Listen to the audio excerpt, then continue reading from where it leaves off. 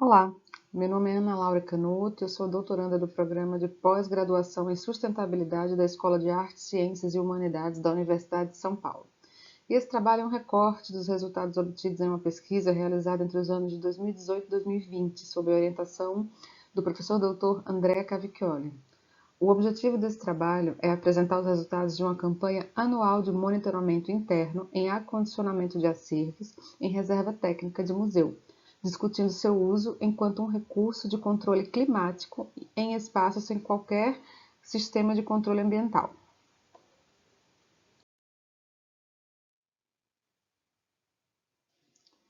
O trabalho foi realizado em 3 etapas. Primeiro, foram coletados dados horários de temperatura e umidade relativa e confrontados com dados do ambiente externo de mesmo período. De forma semelhante, os dados dos acondicionamentos foram comparados entre si, para evidenciar características próprias de cada esquema de armazenagem para a realização de um diagnóstico microclimático e, assim, finalizamos com uma avaliação, considerando degradações do tipo físico-mecânicas, química e biológica, com uso de métricas de preservação trabalhadas por autores que estão indicados nas referências ao final da apresentação. No conjunto de imagens 1, vemos a edificação e a sala monitorada, localizada no piso térreo de uma construção residencial de 1950 e foi adaptada internamente para uso como reserva técnica.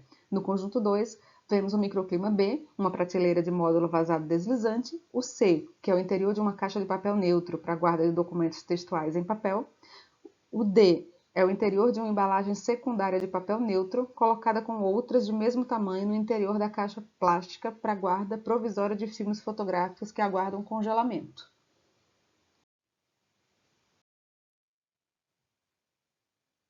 Na figura 1, vemos que há uma nítida influência do ambiente externo no interior do edifício e vemos que a edificação atua na suavização das oscilações de temperatura na sala, incidindo diretamente sobre os acondicionamentos.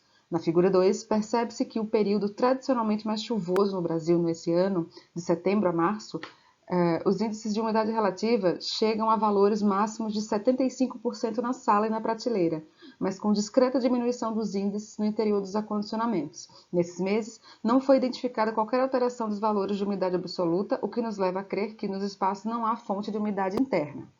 Mesmo sem qualquer recurso de controle de umidade, o espaço se mantém durante aproximadamente 5 meses do ano, de abril a agosto, dentro ou muito próximo de padrões tradicionais de conservação, sendo um ganho considerável do ponto de vista da sustentabilidade, se mantendo mais próximo dos valores mínimos no ambiente externo em todo o período. Sobre isso, indicamos com uma seta verde uma ocorrência de grande secura externa se refletindo nos espaços internos.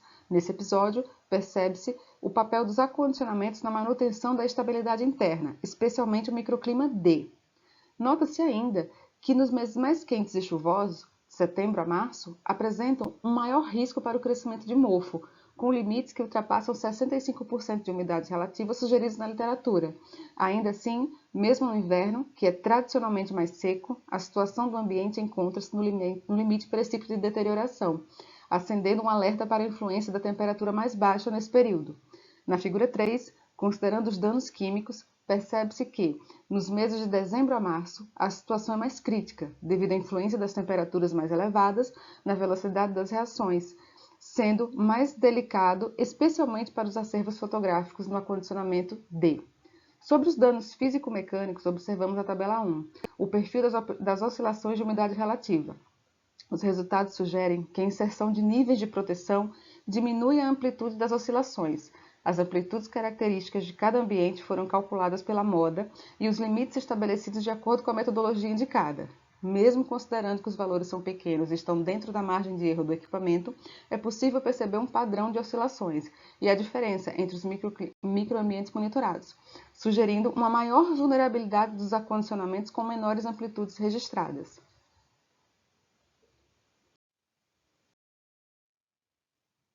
Concluo essa apresentação com considerações sobre os resultados apresentados. Agradeço pela atenção de todos e deixo meu contato para possíveis questionamentos. Obrigada.